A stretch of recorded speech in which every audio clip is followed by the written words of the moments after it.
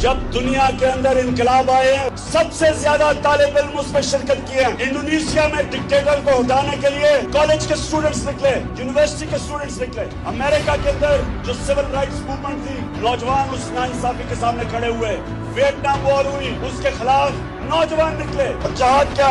नाइंसाफी के सामने आवाज बुलंद करना। हाथ से भी कर सकते हो, जुबान से भी कर सकते हो। बदकिस्मती से ज्यादातर हमारे जो मुल्क में जहाद हो रही है वो सिर्फ दिल में हो रही है। घरों में बैठ के बेचारे कुड़ते हैं कि देखिए कितना जुल्म हो गया। और ला इलाहा इल्लल्लाह का मतलब ये कि हम किसी के सामने नहीं झुकते। जिसमें पैसे का बुत, खौफ का बुत, लालच का बुत, मैं का बुत, जो जहाद अकबर है, अपनी नफ्स पे काबू पाना, ये सब रास्ते में रुकावटें इंसान की परवाज की।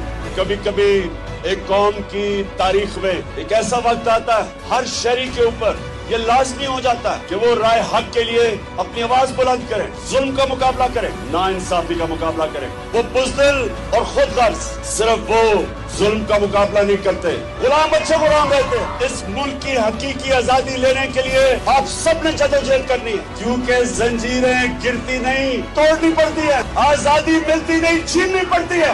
सबसे आगे मैं खुद होऊंगा। जेल तो छोटी चीज है, हम जान की कुर्बानी देने के लिए तैयार हैं। चोरों का टोला ऊपर बैठाया है और इनके हैंडलर, इनके सामने सारी इंशाल्लाह कौम खड़ी होगी और इस मुल्क को हकीकी तौर पे आजाद रखेंगे। पाकिस्तान